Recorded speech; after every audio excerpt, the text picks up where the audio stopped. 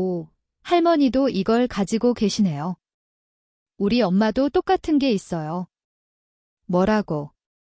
그 목걸이요. 우리 엄마도 똑같은 게 있어요.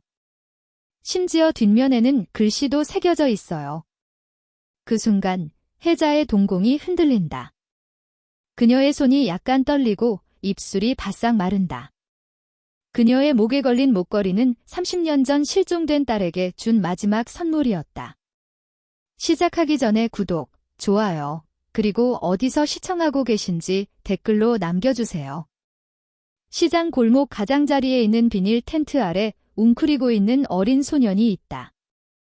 한겨울은 아니지만 바람이 매서워 손끝이 저릴 것이다. 그러나 맨손에 수세미를 든 소년은 지나가는 사람들에게 조심스럽게 말을 건다. 1,000원입니다. 제가 직접 만들었어요. 수세미 하나만 사주세요. 판지 상자 위에 조심스럽게 놓인 수세미들은 크기와 모양이 제각각이다. 깔끔하고 단정한 것보다 약간 휘고 헝클어진 것들이 더 많지만 시간과 마음이 담겨 있다. 소년의 눈은 또래보다 깊고 조용하다. 어떤 날은 하루 종일 앉아 있어도 수세미 하나 팔리지 않지만 아이는 불평하거나 투덜대지 않는다. 그 옆에는 작은 용기에 주먹밥 2개가 놓여 있다. 엄마가 아침 일찍 일어나 힘들게 만들어주신 것이다. 참기름도 반찬도 없지만 윤재에게는 세상에서 가장 소중한 식사다. 그는 오늘 꼭 다 팔아야 한다. 엄마 약을 사야 하기 때문이다. 그 순간 멀리서 구급차 소리가 짧게 울리더니 멈춘다. 사람들이 시장 입구 쪽으로 달려가자 윤재는 조심스럽게 엄마에게 전화한다. 엄마, 괜찮으세요? 저 어지럽지 않고 곧 갈게요. 조금만 있으면 돌아갈게요. 응, 괜찮아. 윤재야, 천천히 와. 너무 무리하지 마. 엄마는 괜찮아. 그 말끝의 숨소리는 너무나 희미하고 가늘었다. 전화기 너머 미정의 거친 숨소리는 낡은 고무풍선처럼 탄력 없고 불안정하다. 윤재는 입술을 깨물고 전화기를 만진다. 그는 지나가는 아주머니 앞에 몸을 낮추고 정성스럽게 만든 수세미를 손에 쥔다. 아주머니, 이거 정말 좋아요? 엄마가 밤새 만드셨어요. 좀 사주시겠어요? 어떤 사람은 무관심하게 지나가고 어떤 사람은 잠시 쳐다보다가 외면한다. 그때 한 아주머니가 수세미를 집어들고 1,000원짜리 지폐를 건넨다. 어머, 손재주가 좋구나. 이걸 만들었니? 아니요. 엄마가 만드셨어요. 밤에 아프신데도 만드세요. 그래. 아이가 말을 참 잘하네. 2개 줄까? 이웃집에도 하나 주게. 윤재는 환하게 웃으며 머리를 깊이 숙인다. 그 장면은 마치 낡은 영화의 한 장면처럼 누군가의 마음에 온기를 전한다. 집에 가는 길에 윤재는 어두운 골목을 지나며 1,000원짜리 지폐 몇 장을 건넨다. 그리고 수첩을 꺼내 오늘의 판매량을 적는다. 오늘 6개 팔았으니 얼마 안 되겠지만 우유는 살 수 있겠다. 반지 하방에 들어선다. 문을 열자 퀴퀴한 습기와 소똥 냄새가 섞인 공기가 훅 끼쳐온다. 침대에 누워있던 미정은 숨을 헐떡이며 그를 바라본다. 윤재야, 오늘 뭐 좀 팔았니? 응, 6개 팔았어요. 아주머니가 2개나 사주셨어요. 잘했어. 우리 윤재가 최고야. 윤재는 그 말에 미소를 지었지만 그의 눈은 맑은 유리처럼 약간 흔들렸다. 아이의 손끝은 그날 저녁을 준비하며 만든 수세미를 만지작거렸다. 그렇게 또 하루가 지났다. 다음 날 아침, 낯선 검은 세단이 시장 입구에 조용히 멈춰섰다. 차에서 내린 사람은 독특한 유광 인장이 찍힌 나혜자 회장이었다. 베이지색 낀 코트를 입은 그녀는 좁은 시장 골목을 천천히 불편하게 걸었다. 그녀의 하이힐은 낡은 판자 블록 사이를 기어다녔고 손에는 낡은 건물이 줄지어 있는 지도가 들려 있었다. 정말, 박 기사, 여기 땅을 사다니. 이 동네는 가난한 냄새가 너무 심해. 근처 빌라 단지. 재개발 구역과 인접해 있어 전문가들은 부분 투자에 적합하다고 말합니다. 재개발이 과연 될까? 냄새 자체가 불쾌해. 어릴 적 엄마 손을 잡고 가끔 시장에 갔던 기억이 떠오르는 냄새. 그때도 이런 냄새가 났는데 지금은 너무 달랐다. 이제는 그 냄새마저 낯설고 무겁게 느껴졌다. 그때 시장 안골목에서 한 아이가 고개를 내밀고 혜자를 멍하니 쳐다보고 있었다. 윤재였다. 오늘도 그는 작은 판지 상자에 수세미를 진열하고 조심스럽게 사람들에게 인사를 건네고 있었다. 어제 본 여자와 닮았다. 차도 멋지고 회장님 같았다. 윤재는 어제처럼 얇은 점퍼를 입고 있었다. 작은 손은 여전히 빨갛게 얼어 있었고 이따금 손수건을 불며 매만졌다. 혜자의 눈은 우연히 그에게 쏠렸다. 한참을 쳐다보던 그녀는 익숙하고 낯빛 같은 색조에 잠시 멈칫했다. 왜 저 아이의 시선이 그렇게 익숙하게 느껴졌을까? 회장님, 저 테이블과 뒤쪽이 목적지입니다.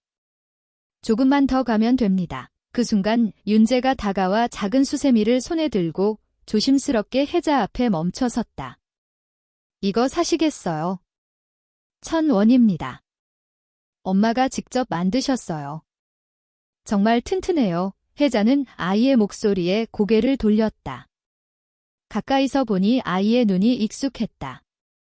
그리고 아이의 손목에 달린 낡은 실팔찌가 눈에 띈다. 팔지 않아도 아이가 들고 있는 수세미 중 하나의 자수실 색깔이 왠지 모르게 익숙하게 느껴진다. 너, 수세미, 내가 만든 거 아니야. 우리 엄마가? 네, 밤새 만드셨어요. 손이 너무 아프신데 계속 만드세요. 혜자는 말없이 지갑을 열어 1,000원을 꺼낸다. 그리고 수세미를 꺼낸다. 딱딱하고 거칠 줄 알았는데 의외로 온기가 느껴진다. 여기저기 아무렇게나 꿰맨 매듭 하나하나가 마음에 와닿는다. 그녀는 아이를 한참 동안 쳐다본다. 그러자 윤재는 고개를 갸웃거리며 그녀의 목을 쳐다보더니 갑자기 화난 목소리로 말한다. 할머니, 할머니도 이거 있으시네요. 저 목걸이 뭐예요? 우리 엄마도 똑같은 게 있어요. 저건화 둥근 음양 펜던트에는 나뭇잎 무늬 뒤에 글씨가 새겨져 있다. 그 순간 혜자의 동공이 흔들린다. 손이 약간 떨리고 입술이 바싹 마른다. 목에 걸린 목걸이는 30년 전 실종된 딸에게 준 마지막 선물이었다. 은 펜던트. 뒷면에 작게 새겨진 이름. 혜자는 본능적으로 목에 손을 댄다. 설마. 그럴 리 없어. 회장님, 괜찮으세요? 하지만 혜자는 대답하지 않는다. 어린 소년의 밝은 눈과 그의 입에서 나온 한마디가 그녀의 30년을 흔들기 시작했다. 시장 골목에 돌풍이 불었다. 거칠게 흔들리는 수세미 다발 위에 그 말이 내려앉았다. 엄마, 나도 이거 있어. 그 짧은 말이 왠지 모르게 혜자의 마음에 깊고 오래도록 와 닿았다. 정확히 뭔지 말해줄 수 있니? 엄마는 잠잘 때 항상 목에 걸고 주무세요. 엄청 소중하다고 하셨어요. 누가 줬는지는 모르지만 똑같이 생겼어요. 뒷면에 뭐라고 쓰여 있니? 기억은 안 나지만 하늘에 뭐가 있었던 것 같아요. 혜자의 손이 본능적으로 목걸이를 잡는다. 그녀의 것이다. 그날 그 아이 8살 되던 해 아침 혼자 이모 집에 갈 수 있다는 생각에 들떠 서둘러 배웅하며 하나뿐인 펜던트를 목에 걸어주었다. 이거 꼭 간직해야 해. 내가 주는 거니까 잃어버리면 안 돼. 작은 어깨에 맨 토끼 가방과 함께 목걸이는 사라졌다. 그 후로 혜자는 매년 똑같은 디자인의 목걸이를 만들었다. 어딘가에 있을지 모를 아이를 찾는 그녀의 마음속에 남겨진 유일한 단서이자 흔적이었다. 그럴 리 없어. 하지만 그 말투, 그 눈빛, 윤재는 말없이 수세미를 비닐봉지에 담아 혜자의 손에 다시 쥐어준다. 그 눈에는 아무것도 모르는 순수함이 가득하다. 혜자는 심호흡을 한다. 그때 시장 건너편에서 아이를 부르는 목소리가 들린다. 윤재야, 감기 걸렸다고 했잖아. 빨리 들어와. 목소리는 쉬었고 감기가 몸에 달라붙은 듯한 거친 톤이었다. 하지만 혜자의 귀에는 너무나 익숙한 전마, 잘 가라는 말로 귀에 박혔다. 윤재는 손을 흔들고 작은 빨간 점퍼를 입은 소녀는 골목으로 달려 들어간다. 혜자는 멍하니 그 모습을 따라간다. 그녀의 발걸음은 자연스럽게 그쪽으로 향했다. 그때 작은 군장점 앞난방 텐트에 웅크리고 앉아있는 여자가 눈에 띈다. 오랜 침술로 마스크를 내린 그녀의 얼굴은 마른 손으로 수세미를 짜고 있다. 허리에는 핫팩이 붙어 있고 손등에는 침 자국과 오래된 흉터가 보인다. 머리카락은 가늘고 힘이 없으며 턱 밑에는 희미한 멍 같은 그림자가 있다. 혜자는 멈춰 선다. 그녀는 여자의 얼굴을 뚫어지게 쳐다본다. 그녀의 얼굴 어딘가에서 그날 울다 잠든 아이의 얼굴이 보인다. 아니야. 나랑 아무 상관없는 사람일지도 몰라. 하지만 혹시 몰라 주머니에서 작은 수첩을 꺼내 기사에게 건넨다. 이름을 알아봐. 아버지가 누구인지. 주민등록번호를 확인해. 그리고 특히 누가 그 목걸이를 줬는지 조용히 알아봐. 이 혜자는 입술을 오므린다. 하지만 그 순간 미정은 기침을 하며 고개를 돌린다. 그들의 눈이 마주친다. 낡은 거울을 마주한 듯 찰나의 순간 이상한 침묵이 흘렀다. 누구지? 이 얼굴, 낯이 익은데? 아니야. 그럴 리 없어. 그녀는 재빨리 시선을 내렸다. 하지만 혜자의 손끝은 자기도 모르게 약간 떨렸다. 그날의 목걸이, 그날의 목소리, 그날 사라진 기억의 가장자리가 희미하게 피어나기 시작했다. 그날 저녁, 혜자는 거울 앞에 조용히 앉았다. 방 안의 어두워진 창문 너머로 해가 지고 있었다. 빛보다 그림자에 가까운 붉은 빛이 벽을 따라 흘렀고 그 안에서 그녀는 조심스럽게 손에 든 목걸이를 펼쳤다. 은은한 광택이 도는 원형 펜던트, 안쪽에는 작은 글씨로 하늘 아래 우리 엄마가 가장 사랑하는 사람시라는 문구가 새겨져 있었다. 그녀는 천천히 눈을 감았다. 목에서 체인을 빼서 손바닥에 올려놓았다. 그리고 한참 동안 꼼짝 않고 있었다. 기억은 부서진 필름처럼 여기저기 녹슬고 끊어지지 않고 이어졌다. 딸을 혼자 이모 집에 보냈던 그날, 출근을 서두르던 남편의 차가운 말투. 주변 사람들은 요즘 아이들이 똑똑해서 혼자 버스도 탈 수 있다고 했다. 그때는 손잡고 같이 갈 생각조차 못했다. 왜 그랬을까? 왜 그렇게 보냈을까? 단 하루만이라도 같이 갔더라면? 아이가 실종된 후 전국을 뒤졌다. 6호 전단지부터 TV 출연, 실종아동 찾기 재단 설립까지 돈, 사람, 인맥을 총동원했지만 아이는 단 한 명도 나타나지 않았다. 30년이 지나도 딸의 방은 그대로였고 침대 위의 작은 인형도 그대로였다. 그 목걸이는 실종 전날 밤 세수하고 머리를 닦는 딸에게 조심스럽게 걸어준 것이었다. 8살, 아직 전니도 빠지지 않았고 머리를 깔끔하게 묶어도 손으로 앞머리를 쓸어 넘기곤 했다. 혜자는 딸에게 너무 많은 것을 기대했고 너무 일찍 책임을 넘겼다. 하지만 오늘 시장에서 만난 소년이 엄마, 이것도 있어 라고 말했고 그 말은 30년 동안 굳게 닫혀있던 뚜껑을 들어 올렸다. 혜자는 천천히 목걸이를 들었다. 손거울을 들어 자신을 비춰보았다. 그녀의 얼굴은 여전히 세상에 단련되고 익숙해진 여자의 얼굴이었다. 하지만 눈가의 미세한 떨림은 감출 수 없었다. 정말 딸일까? 그녀는 일어나 창문을 열었다. 겨울바람이 방 안으로 불어왔다. 흐트러진 서류들이 날아갔고 책상 위 액자가 쓰러졌다. 안에는 아이의 8번째 생일에 찍은 마지막 사진이 있었다. 분홍색 드레스를 입고 작고 맑은 눈으로 웃고 있는 모습이었다. 혜자는 사진을 들고 다시 의자에 앉았다. 그녀는 아이의 턱선, 콧대, 눈꼬리를 손가락으로 더듬었다.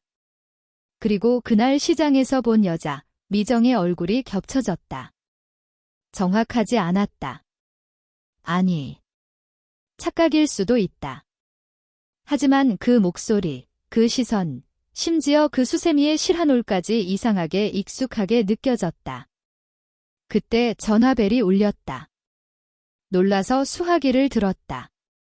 회장님, 아이 엄마 미정입니다. 40대 초반, 고아원 출신이고 보호자가 없습니다. 최근 신장 기능 저하로 병원 진료를 자주 받고 있으며 특정 신부를 아직 찾고 있습니다.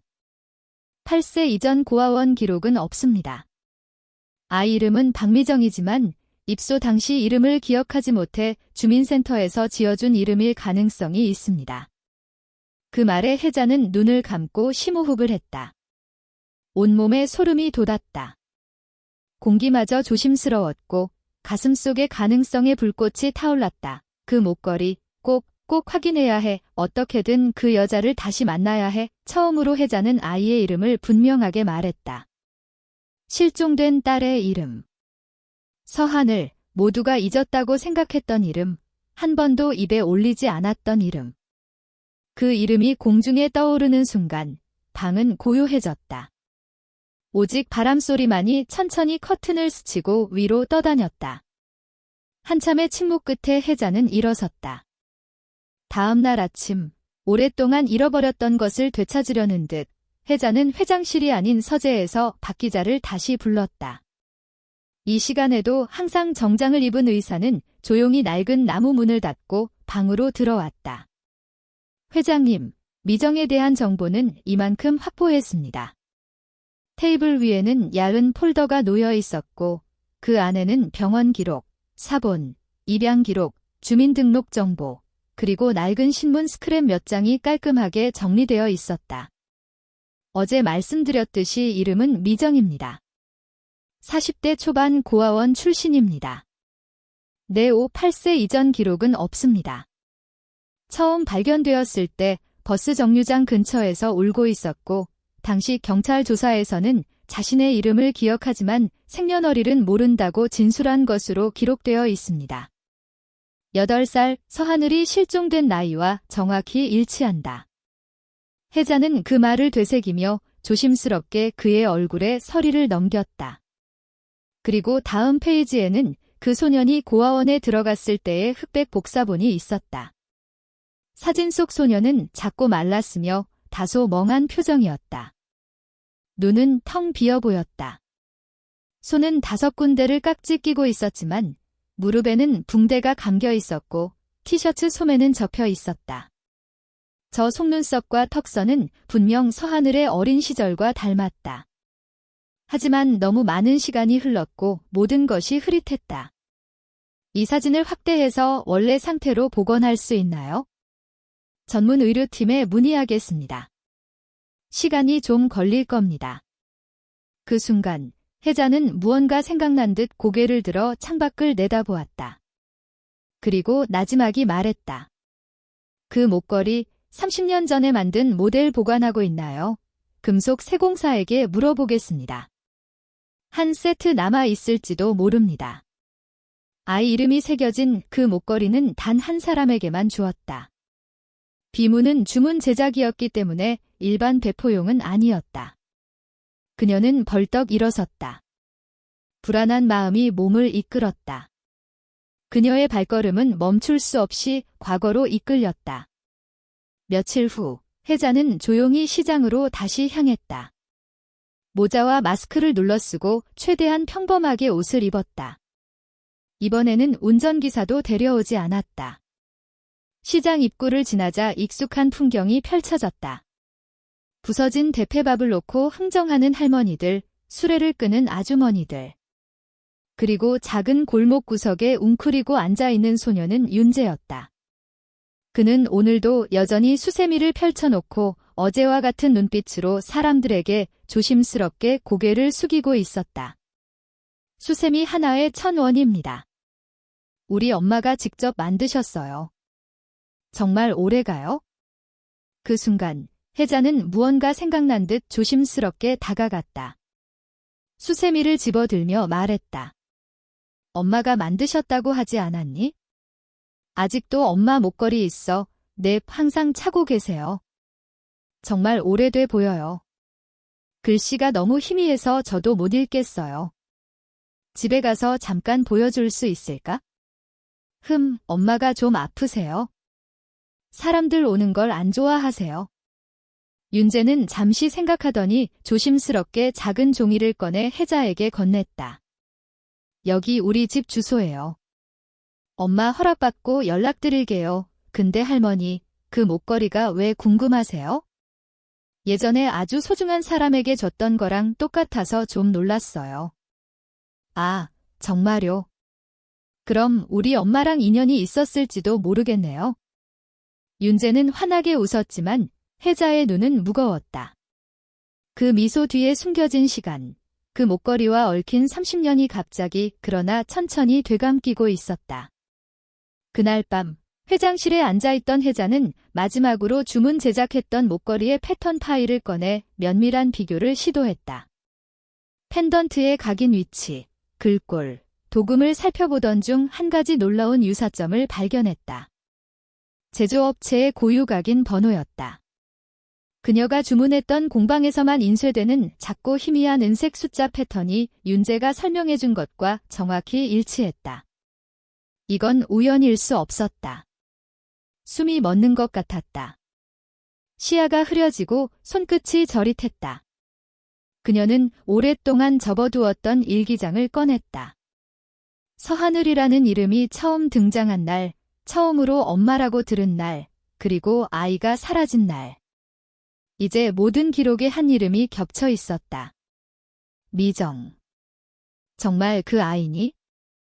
그날 오후, 혜자는 낡은 병원 앞에 차를 세웠다. 이 병원은 혜자가 운영하는 의료재단 산하병원 중 하나로 지역 환자 지원 사업의 일환으로 소외계층 환자들을 치료하고 있었다. 혜자는 신분을 숨긴 채 병원장과 조용히 앉았다. 박미정, 윤재 엄마라고 했다. 그 환자의 진료 기록을 보고 싶습니다. 회장님, 환자 기록은 법적으로 보호됩니다. 보호자가 없는 것은 분명하고 여러 차례 도움을 요청했지만 기록은 외부 열람이 불가능합니다. 우리 병원의 후원 환자라면, 그리고 그 환자가 제 가족일 수 있다면 어떻게 하시겠습니까? 원장은 잠시 망설이다가 조심스럽게 고개를 끄덕였다. 그는 조용히 일어나 파일을 들고 돌아왔다. 봉투에는 박미정 마이너스 신장 질환 관리 기록이라고 적혀 있었다. 혜자는 조심스럽게 파일을 열었다. 처방 이력, 혈액 검사 결과, 간 관련 의료 기록. 그 안에는 윤재가 자신도 모르게 숨기고 있던 현실이 담겨 있었다. 그리고 개인정보 옆에 작은 각주가 혜자의 눈에 띄었다.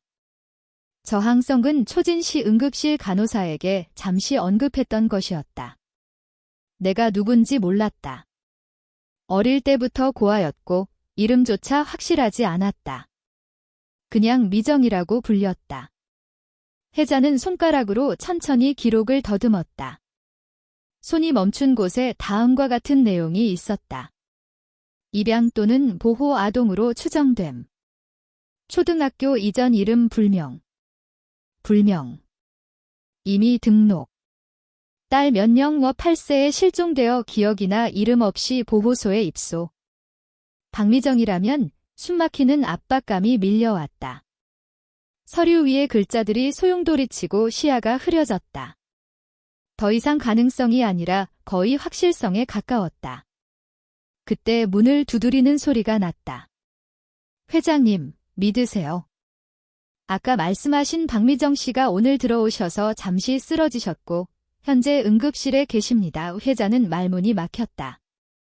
얼굴도 한 번 본 적 없는 여자, 어쩌면 내 딸일지도 모르는 여자가 병원 어딘가에 쓰러져 있다는 사실. 상상했던 것보다 더 무겁고 즉각적인 공포처럼 느껴졌다. 미정은 응급실 침대에 산소 마스크를 쓰고 누워 있었다.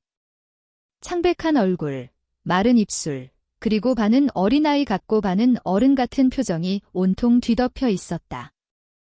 회장님, 환자 상태가 악화되고 있습니다. 심장이 겨우 기능하고 있어 응급간 이식이 필요합니다. 간 이식. 제가 할 수 있다면 할 수 있습니다. 그녀는 침대 옆에 조용히 앉았다. 미정의 얼굴을 처음으로 가까이서 보니 피부결까지 기억 속 어린 하늘이가 자라서 그녀가 되었을지도 모른다는 가능성이 가슴 깊이 파고들었다. 그때 미정의 눈꺼풀이 천천히 떨리더니 천천히 열렸다. 그녀는 옆에 앉은 낯선 여자를 보고 희미하게 말했다. 실례지만 릴적 이름 기억하세요? 전 아니에요. 8살 이전엔 아무것도 기억나지 않아요. 그때 너무 무서웠고 어디서 왔는지 누구였는지도 모르겠어요. 사람들은 제가 버려졌다고 해요. 혜자는 그 말에 숨을 참았다. 분명 버려진 아이의 언어였고 그 말 속에는 너무 긴 시간의 혼란과 단절이 담겨 있었다. 항상 목걸이를 하고 다니나요? 어떻게 아세요? 네, 확실해요. 이제 정말 확실해요. 혜자의 눈이 흔들렸다. 두려움과 깊은 후회가 뒤섞여 퍼져나갔다. 그녀는 일어서서 천천히 뒤로 물러났다. 확인해야 해. 그냥 확인만 해. 그리고 손에는 오랫동안 간직해온 인형 속에 조심스럽게 쌓아둔 작은 꾸러미가 들려 있었다. 향기가 사라지지 않기를 바라며 포장해 두었던 것이다. 딸 서하늘이 8번째 생일에 받은 테디베어. 문남 혜자는 병실에서 심호흡을 했다. 문이 살짝 열리고 미정이 안에 누워 있었다. 그녀는 꽤 지쳐 보였고 창문만 쳐다보고 있었다. 얼굴은 구부정했지만 시선은 생각보다 날카로웠다. 괜찮으세요? 어제도 오셨죠? 실례지만 뭐가 그렇게 신경 쓰이세요? 그냥 계속 걱정이 돼서요. 저도 한때 딸이 있었어요. 38살 딸이요. 아, 그렇군요. 미정은 퉁명스럽게 대답하고 다시 창밖을 내다보았다. 표정은 멍하지 않았지만 감정을 억누르려고 애쓰는 사람의 얼굴이었다. 실례지만 어릴 적 기억나는 거 있으세요? 초등학교 전에 살았던 곳이나 부모님 목소리 같은 거요? 기억났으면 좋겠지만 안 나요. 사람들은 어릴 때 충격을 받으면 기억이 완전히 지워질 수 있다고 하더라고요. 이 인형 본 적 있으세요? 혜자는 천천히 천을 풀고 미정 앞에 인형을 내밀었다. 온몸에 털이 난 낡은 갈색 인형이었다. 목에는 분홍색 리본이 묶여 있었고 발바닥에는 하늘지라는 글자가 수놓아져 있었다. 모르겠어요. 왜 이걸 저한테 보여주시는 거예요? 목소리가 떨렸다. 하지만 감정의 공명이 아니라 두려움의 떨림, 그녀를 밀어내는 데서 오는 떨림에 가까웠다. 미정 씨, 서하늘이라는 이름 들어본 적 있으세요? 그만하세요. 제 이름 아니에요. 전 그냥 박미정이에요. 그 이름 누가 지어줬는지도 모르지만 이제는 저예요. 그 말에 혜자의 손이 허공에서 멈췄다. 미정의 눈은 분명 경계심으로 가득했다. 단순한 무지가 아니라 일부러 마음을 닫은 사람의 모습이었다. 죄송합니다. 혼란스럽게 하려던 건 아니었어요. 그냥 만약 혹시라도 당신이 그 아이가 아니었다면 어떻게 하셨을까요? 아니면 제가 그 아이였다면 지금 어떻게 하셨을까요? 그 말은 날카로웠다. 혜자는 조용히 시선을 내렸다. 정답이면서도 회피였다. 가까이 다가갈수록 상대방이 멀어지는 것을 느꼈다. 아직이야. 이 사람은 기억할 준비가 안 돼서 그녀는 조용히 자리에서 일어났다. 미정은 인형을 쳐다보지 않았다. 그녀는 그저 이불 밑으로 손을 집어넣고 눈을 감았다. 그날 밤, 혜자는 침대에 누워 잠을 이루지 못했다. 침실 천장을 바라보며 오래전 아이가 했던 말을 계속 떠올렸다. 엄마, 하늘이는 커서도 엄마만 기억할 거야. 엄마가 나 잊어버리면 혼날 거야. 하지만 이제 아이는 그녀를 기억하지 못했다. 그녀의 이름, 그녀의 어머니. 다음 날 혜자는 윤재를 불러 조용히 물었다. 윤재야, 엄마가 어릴 적 이야기해준 적 있어. 어릴 적 이야기는 잘 안 했어요. 가끔 꿈에서 불길한 걸 보면 갑자기 와서 버스에서 잠들지 마라고 중얼거렸어요. 혜자의 눈이 흔들렸다. 버스에서 잠들지 마. 그 말은 찰나의 순간의 감정을 완벽하게 담아낸 말이었다. 기억하지 못해도 몸은 기억한다. 분명 내 딸이다. 하지만 상대방은 자신을 부정한다. 가족 쥐라는 말에 상처받아 더 이상 기억하고 싶지 않은 사람들도 있다. 혜자는 이제 진실과 마주한다. 하지만 그녀는 이제야 천천히 깨닫고 있었다. 진실은 항상 그것을 받아들일 준비가 된 사람에게만 얼굴을 드러낸다는 것을. 초겨울 시장은 유난히 바람이 불었다.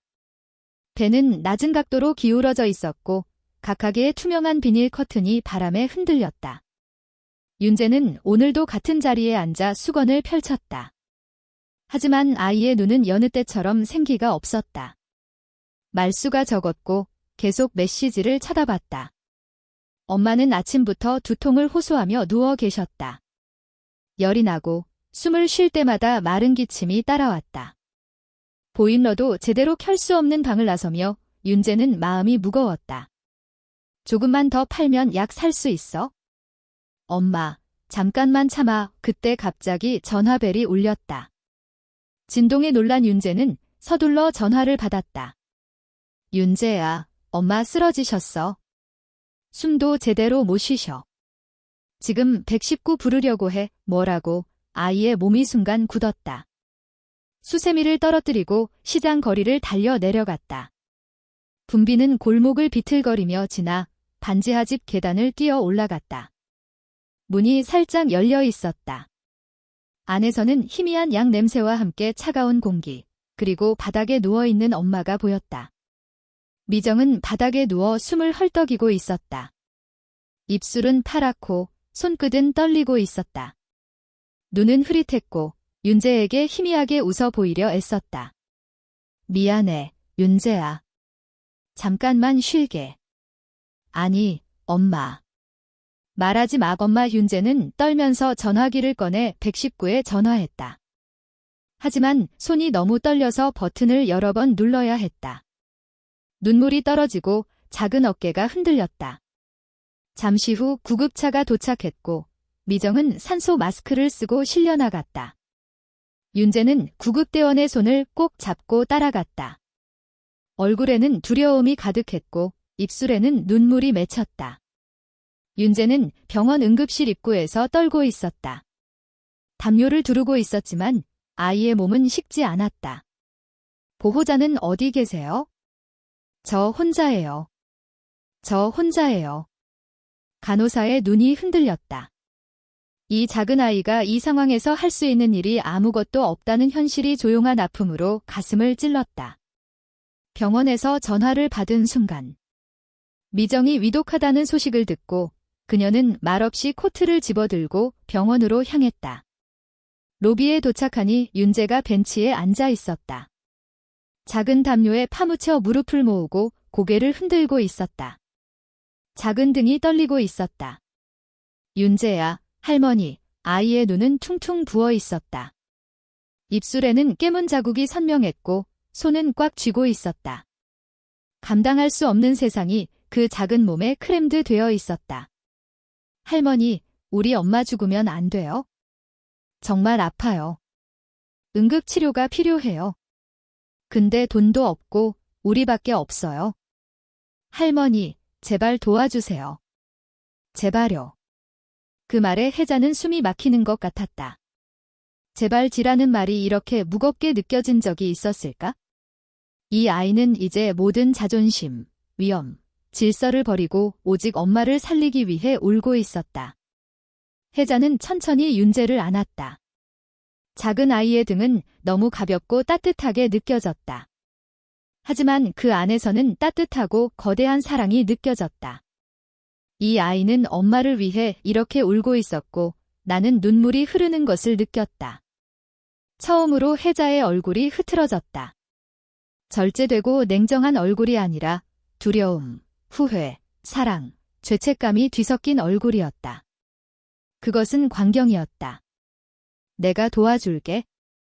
반드시 구해줄게. 절대로 내 엄마 죽게 하지 않을게. 그 말은 과거의 딸에게 한 번도 하지 못했던 약속이었고 이제 윤재와 미정에게 처음으로 하는 맹세였다. 그 순간 혜자는 깨달았다. 이 모든 것이 운명이 아니라 단지 방치의 죄, 놓아버린 손의 무게였다는 것을. 그렇게 혜자는 마침내 30년 동안 사라졌던 가족에게 마음을 열기 시작했다. 며칠이 지났다. 병원 응급실에 입원한 후 중환자실에 입원했던 미정은 다행히 살아남았다. 신장 기능은 여전히 위독했지만 며칠간의 휴식 덕분에 의식을 되찾았다. 혜자는 병원 창문에서 조용히 그녀를 지켜보았다. 그녀의 눈은 이제 확신으로 가득 차 있었다. 그녀가 찾던 딸, 서하늘이 이제 바로 눈앞에 배 한 겹만 남은 채 있었다. 하지만 그녀는 꼼짝도 하지 않았다. 더 이상 아무 말도 할 수 없었다. 이제야 그녀는 이 모든 것을 기억해달라고 하는 것이 얼마나 잔인한 일인지 깨달았다. 그날 오후 혜자와 병원장, 그리고 유전자 검사팀장은 병원 회의실에 함께 앉았다. 테이블 위에는 기밀문서 도장이 찍힌 봉투가 놓여 있었다. 그 안에는 회장님이 언급했던 박미정의 혈액 샘플과 자신의 혈액 샘플 결과가 들어 있었다. 모든 것은 세 기관에서 교차 확인했다. 혜자는 천천히 봉투를 집어들었다. 말을 꾹 참았고 숨이 떨렸다. 봉투를 찢는 순간 30년 동안 굳게 닫혀있던 기억이 찢겨나가는 것 같았다. 제발, 제발 확인해 주세요. 이 아이입니다. 문서 첫 페이지에는 굵은 글씨로 이렇게 쓰여 있었다. 99.998% 모자 일치, 직계 혈관 확인. 순간 문서가 손에서 거의 떨어질 뻔했다. 숨이 멎는 것 같았다. 의자의 망설임이 혜자의 눈에 들어왔다. 어머, 세상에, 정말 너였구나. 그녀는 다른 말을 할 수 없었다.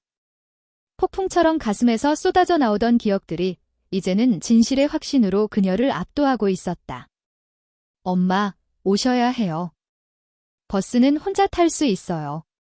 근데 이모 집 찾는 게 좀 어려울 수도 있어요. 아이의 말은 여전히 장난스럽고 명랑했다. 그 말이 마지막이 될 줄은 몰랐다. 그날 혜자는 아이를 한 번도 찾아가지 않았다. 사무실은 일로 넘쳐났고 젊은 주인의 장례식에 참석해야 했다. 그렇게 날이 갈수록 아이는 점점 멀어져 갔다. 그리고 이제 아이는 다시 살아 내 눈앞에 돌아왔다. 아무것도 모르는 채 혜자는 그날 저녁 조용히 병실로 들어갔다. 미정은 창밖을 내다보다가 고개를 돌렸다. 또 오셨네요? 왜 자꾸 저를 찾아오시는지 정말 모르겠어요. 그냥 너무 미안해서요. 오랫동안 누군가에게 너무 미안했어요. 제가 그 사람인가요? 아니요. 당신은 아무 잘못도 없어요. 하지만 어쩌면 너무 닮아서 그럴 수도 있겠다 싶어 미정은 침묵했다. 하지만 눈이 흔들렸다. 말로는 부정했지만 마음속 깊은 곳에서는 무언가 서서히 반응하는 것 같았다. 간을 기증해 드릴까요? 네. 검사 받았어요. 적합하다고 하더라고요. 당신에게 딱 맞는다고 했어요. 미정은 입을 막았다. 단순한 감사나 놀라움이 아니었다. 그 말에 그녀가 쌓아온 장벽의 벽이 무너지는 것 같았다. 왜요? 왜, 이 연구에 대한 아무런 자료도 없는데도요? 우리는 연결되어 있어요. 당신이 기억하지 못해도 저는 잊지 않았어요. 그 순간 미정의 눈에 작은 떨림이 생겼다. 눈물의 전조였다. 그녀는 기억이 없었지만 몸과 마음은 어딘가에서 반응하고 있었다. 혜자는 손을 내밀었다. 하지만 미정은 쉽게 잡지 않았다. 혼란과 두려움이 너무 컸다. 그녀는 고개를 저으며 눈물을 삼켰다. 마치 자신 대신 자신을 마주하는 것 같았다. 하지만 그 순간 무언가 변했다. 그들 사이에 드리워져 있던 침묵의 확신의 장막이 처음으로 움직이기 시작했다. 사장실 창밖에는 이른 눈이 내리고 있었다. 얇은 눈송이가 차가운 바람에 유리창에 머물다가 사라졌다. 혜자는 정장을 입고 손에 봉투를 든 채 조용히 앉아 있었다. 안에는 장기 증서, 매장 증명서, 매장 절차에 관한 공증된 각서 등 완벽하게 준비된 서류들이 들어 있었다. 그녀의 얼굴은 결의에 차 있었다. 그녀는 모든 것을 걸고 딸을 구하기로 결심했다.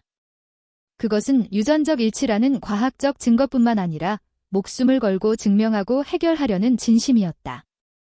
그날 오후, 병실에서 미정은 가볍게 식사할 수 있을 만큼 호전되었지만 야윈 얼굴에는 여전히 경계심이 가득했다. 혜자는 조용히 문을 열고 들어왔다. 수술 준비는 끝났습니다. 내일 아침에 간식 수술을 할 예정입니다. 간 이식은 시간과 싸우는 것이 아니기 때문에 더 이상 미룰 수 없습니다. 왜요? 왜 그렇게까지 하시는 거예요? 정말 제가 이해해야 말씀해 주실 건가요? 아직도 받아들일 수 없어요? 그 사실도, 그 감정도. 어릴 때부터 아무도 없었어요. 아무도 찾아오지 않았고, 아무도 기억나지 않아요.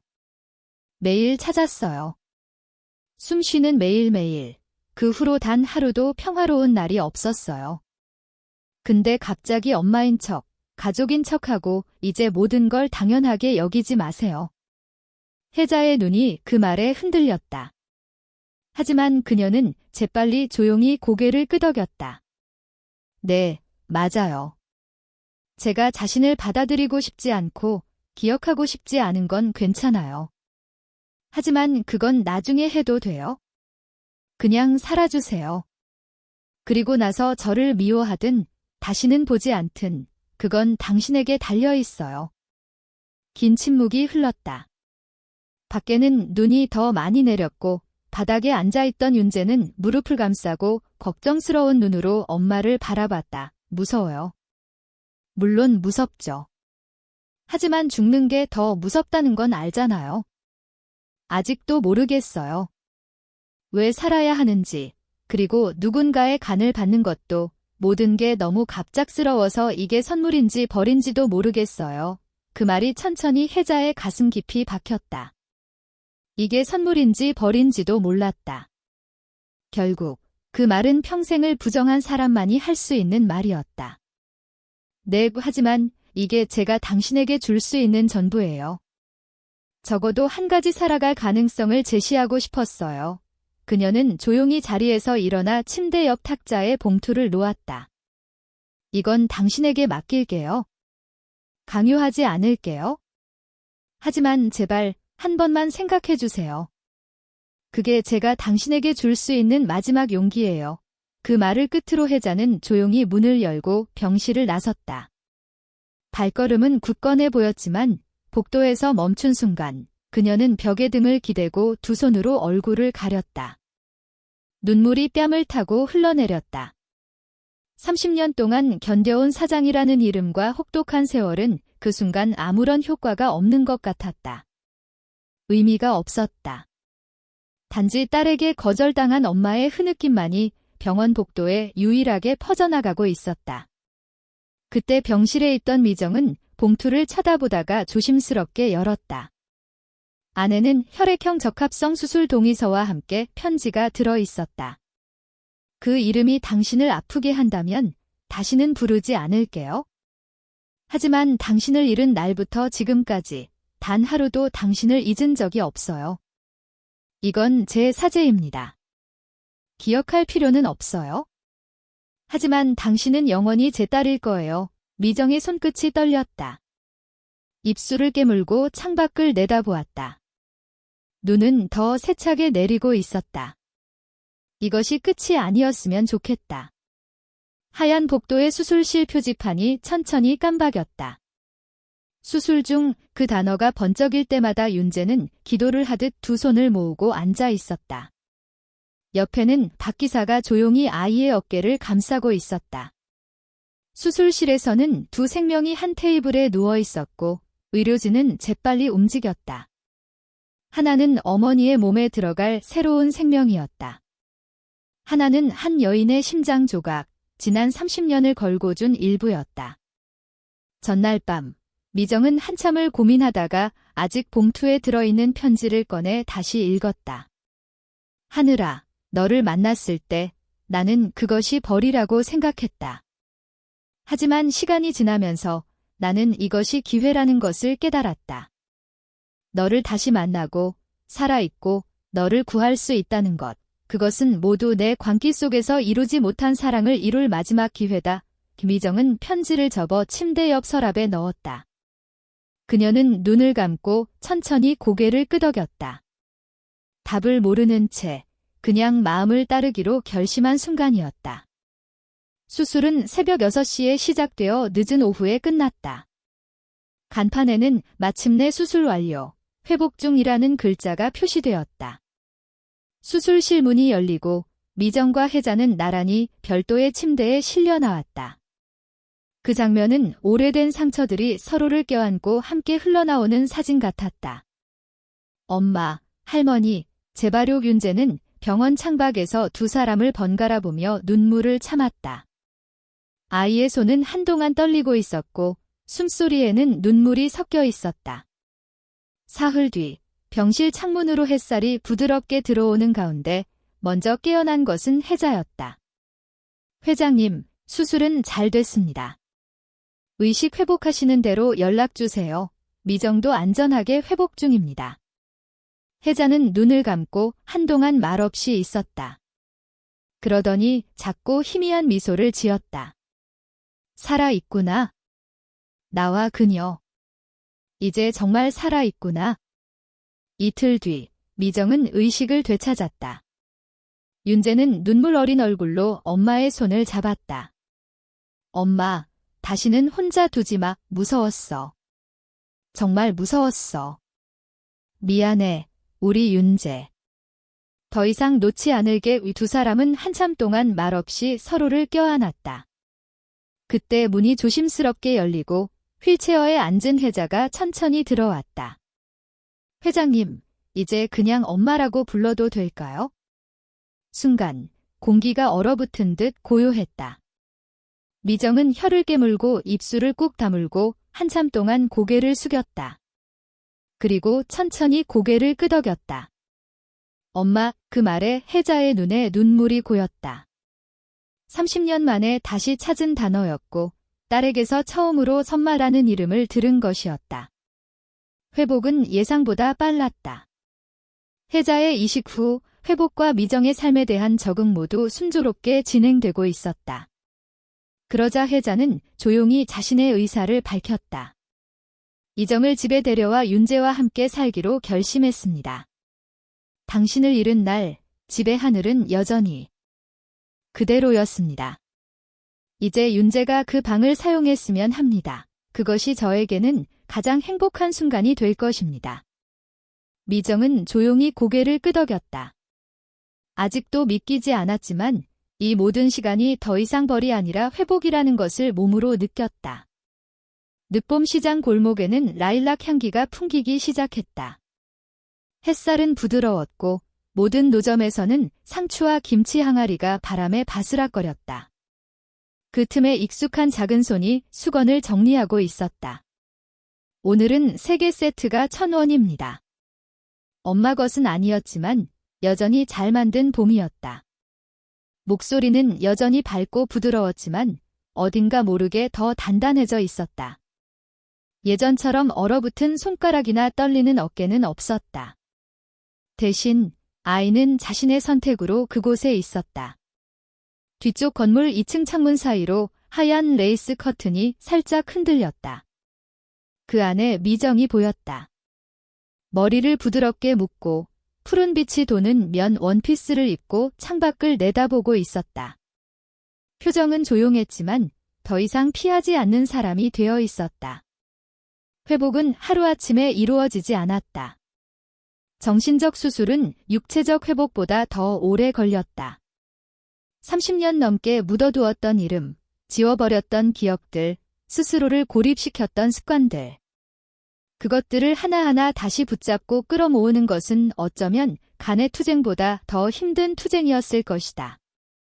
하지만 혜자는 기다렸다. 더 이상 사장도 아니고 누구에게도 사과해야 할 권위 있는 인물도 아니었다. 그녀는 그저 말없이 그의 곁에 서 있었다. 그날 혜자는 조용히 시장 골목을 걸었다. 예전과 달리 검은 정장이나 디자이너 코트 대신 차분한 회색 카디건과 플랫 슈즈를 신었다. 손에는 빈 쇼핑백을 들고 있었지만 윤재는 혜자가 다가오는 것을 눈치채지 못했다. 혜자는 조심스럽게 소년이 없는 틈을 타 수건 3개를 골라 종이봉투에 담았다. 그리고 조용히 유리병에 1,000원짜리 지폐를 넣었다. 옆에서 지켜보던 김치각이 미소를 지으며 말했다. 어머, 회장님, 또 수건 사시네요? 드디어 손주랑 사는 즐거움을 찾으셨네요. 손주가 아니라 아들로 생각하려고요. 딸이 그렇게 했으면 좋겠다고 하더라고요. 어머나, 정말 잘 어울리네요. 세 사람이 함께 걷는 모습이 너무 보기 좋았어요. 혜자는 미소를 지으며 고개를 숙였다. 말없이도 충분한 인정의 순간이었다. 그날 저녁, 세 사람은 거실 식탁에 나란히 앉아 식사를 했다.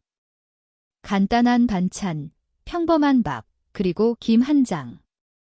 하지만 웃음은 풍성했고 식탁에서의 대화는 끊이지 않았다. 할머니, 우리 집에 아직도 수건 1,000개 넘게 남았어요. 저거 다 팔면 정말 부자 될 텐데. 그럼 저 기념품 하나하나가 다 우리 엄마 거예요. 부자가 되는 길이죠. 윤재야, 돈이 전부는 아니야. 이렇게 셋이 앉아있는 것만으로도 엄마는 충분히 부자야. 혜자는 그 말에 잠시 멈칫하더니 천천히 숟가락을 밥 위에 스쳤다. 눈물은 흐르지 않았지만 가슴 깊이 무거운 안도감이 자리 잡았다. 그날 밤, 혜자는 서재에서 낡은 일기장을 꺼냈다. 안에는 서하늘이라는 이름이 반복해서 쓰여 있었다. 페이지를 넘길 때마다 글자를 손가락으로 쓸어내렸다. 하늘아, 이제야 너를 온전히 만났구나. 그리고 페이지를 덮으며 창밖을 내다보았다. 윤재는 마당에서 고무줄넘기를 걷고 있었고 미정은 거실 커튼을 닫고 있었다. 이 조용한 밤, 작은 집에 세 사람이 있었다. 더 이상 찾을 필요 없는 사람들. 그렇게 한 여자는 딸을 찾았고 한 엄마는 아이를 구했으며 한 아이는 두 사람의 이름을 부를 수 있게 되었다. 결국 아무 말도 없었다. 오직 따뜻한 온기만이 남았다. 이 이야기가 마음에 와 닿았다면 가족, 친구, 지인들과 널리 공유해주세요.